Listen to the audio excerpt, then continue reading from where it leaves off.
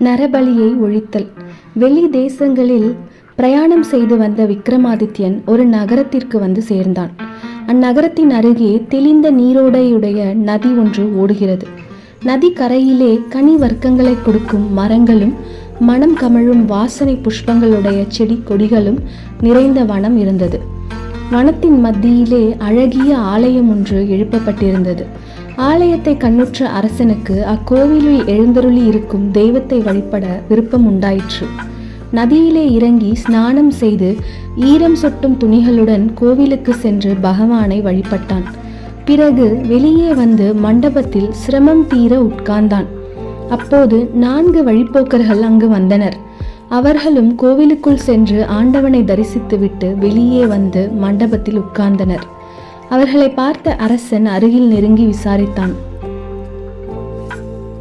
ஐயா, நீங்கள் பிரயாணத்தினூடே எத்தனையோ ஊர்களையும் நகரங்களையும் கடந்து வந்திருக்க வேண்டும். வரும் வழியில் அநேக அதிசயங்களையும் கண்ணுற்று இருக்கலாம். அவைகளை எனக்கும் சொல்லுங்கள், நான் கேட்டு ஆனந்திக்கிறேன் என்றான் விக்ரமாதித்யன். சுவாமி, நாங்கள் ஓரிடத்தில் அதிசயம் ஒன்று காண நேர்ந்தது. ஆனால் உயிர் தப்பினால் போதும் என்று நாங்கள் தலை தெறிக்க ஓடி வந்து விட்டோம். ஏன், அது என்ன?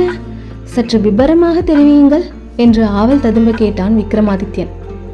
வேதாளபுரி என்னும் நகரத்தில் சூனித பிரியை என்னும் பெயருடைய தேவதை இருந்து வருகிறார்.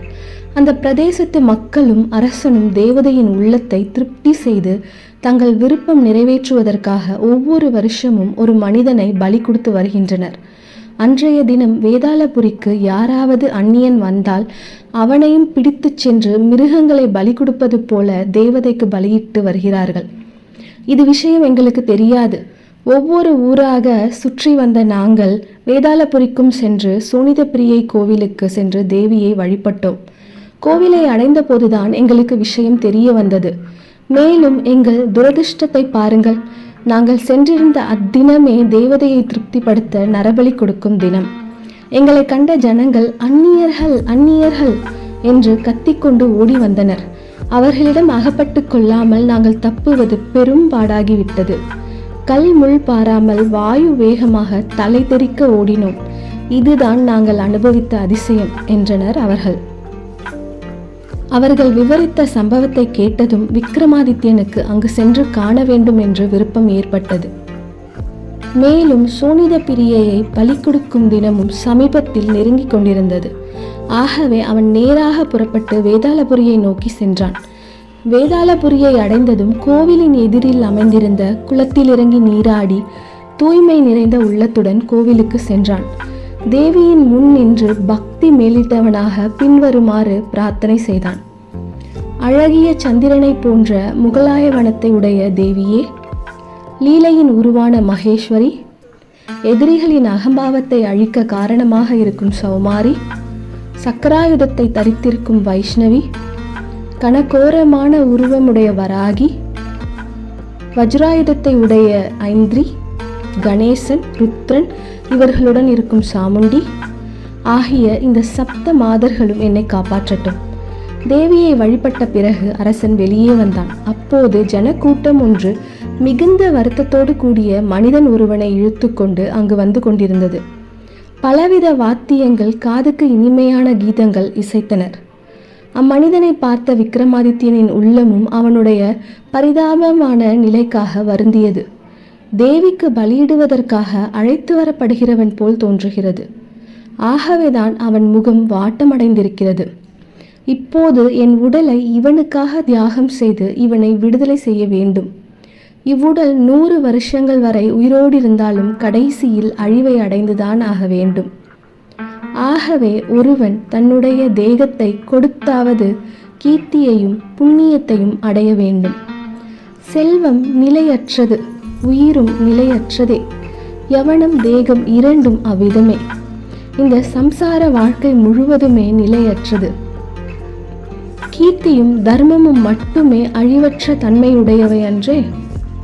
இன்னும் நமது உடல் சீக்கிரம் மறையக்கூடியது. நாம் சேமிக்கும் செல்வம் அதிக நாட்கள் நிலையாக இருக்கக்கூடியது அல்ல. எந்த சமயத்திலும் மரணம் சம்பவிக்கலாம். ஆகவே தர்மத்தை செய்து ஒருவன் சேமித்து வைத்து கொள்ள வேண்டும். செல்வமானது பாதத்தில் ஒட்டி கொண்டிருக்கும் தூசி போன்றது. மலை ஓடையில் வரும் தண்ணீரின் வேகம் போன்றது யவனம். மனிதர்களுடைய வியவாக நீர்த்திவளை போன்று நிச்சயமில்லாதது ஆகும், உறுதியற்றதும் ஆகும்.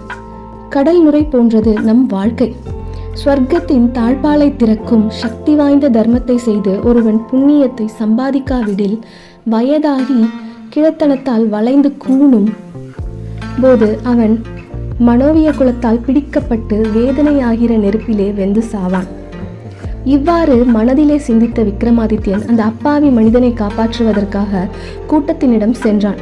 மகா ஜனங்களே, கவலையில் வாட்டமுற்று இருக்கும் முகத்தையுடைய இம்மனிதனை எங்கு கொண்டு செல்கிறீர்கள்? இவன் செய்த தவறுதான் என்ன என்று கேட்டான். ஐயா, இவன் தவறு ஒன்றும் செய்யவில்லை. நாங்கள் தேவதைக்கு பலி கொடுப்பதற்காக இவனை அழைத்துச் செல்கிறோம் என்றனர் அவர்கள். ஏன், எதற்காக மனிதனை பலி கொடுக்க வேண்டும்? நரபலியினால் திருப்தியடையும் தேவி எங்கள் விருப்பங்களை பூர்த்தி செய்கிறார். மகாஜனங்களே, இவனோ மிகவும் மெலிந்து சக்கை போன்று இருக்கிறான். உடல் குன்றி பயத்தோடு இருக்கின்றான். இவனை பலியிடுவதால் தேவி எப்படி திருப்தி அடைவாள்? இவனை விட்டு விடுங்கள். அவனுக்கு பதிலாக பலியிட்டு கொள்ள நான் முன்வருகிறேன். என் உடலை நன்றாக கொழுக்கும்படி நான் வளர்த்திருக்கிறேன். என் மாமிசத்தை புசிப்பதால் தேவியும் திருப்தி அடைவாள். சதைப்பற்றே இல்லாத இவனை பலி கொடுத்து என்ன பலன்தான் உண்டாக போகிறது? ஆகவே அவனுக்கு பதிலாக என்னை பலி கொடுங்கள் என்று விக்ரமாதித்யன் சொல்லிக்கொண்டே அம்மனிதனை விடுவித்தான். மக்களுக்கு ஒன்றும் தோன்றவில்லை. விக்ரமாதித்யனின் செயல் அவர்களை செயலற்று நிற்க செய்துவிட்டது. அரசன் தானே பலிபீடத்திற்கு சென்று கத்தியை உருவி கழுத்தை துணித்து கொள்ள போனான். அப்போது சோனித பிரியை அரசனின் எதிரில் தோன்றி அவன் கைகளை பிடித்து தடுத்தாள். ராஜபுத்திரா, பிறருக்காக உன் உடலை தியாகம் செய்ய வந்த உன் ஆற்றலை நான் மிகவும் மெச்சுகிறேன். உனக்கு வேண்டிய வரத்தை கேள் என்றார். தேவி, இன்றிலிருந்து நரபலி கேட்பதை விட்டுவிட வேண்டும் என்று கேட்டான் விக்ரமாதித்யன். தேவியும் அவ்விதமே நடக்கும் என்று அருளிவிட்டு மறைந்தாள். அரசனின் சாமர்த்தியத்தையும் புத்தி கூர்மையையும் கண்ட வேதாளபுரி ஜனங்கள் அவனை புகழ்ந்தனர். அரசே, பிறருக்காக மரத்தை போன்று உன் சுகத்தை தியாகம் செய்து கஷ்டத்தை ஏற்றுக்கொள்கிறாய். உன்னுடைய சுகத்தை உதறி தள்ளிவிட்டு பிறருக்காக நாள்தோறும் நீ கஷ்டத்தை அனுபவிக்கிறாய். இது உன்னுடைய கூட பிறந்த இயற்கையான குணம். மரங்கள் கடும் வெயிலை தாங்கிக் கொண்டு தன்னுடைய நிழலினால் அதன் அடியில் அண்டியவர்களுக்கு வெயிலில் இருந்து பாதுகாப்பை கொடுக்கிறது. அதை போன்றுதான் நீயும். இவ்வாறு பலவாறாக புகழ்ந்து போற்றினர். அரசனால் காப்பாற்றப்பட்ட மனிதன் அரசனின் பாதங்களில் விழுந்து கண்களில் ஒற்றிக்கொண்டு ஆனந்த கூத்தாடினான். அன்று முதல் அக்கோவிலில் உயிர்பலி கொடுக்கும் வழக்கம் நிறுத்தப்பட்டு விட்டது.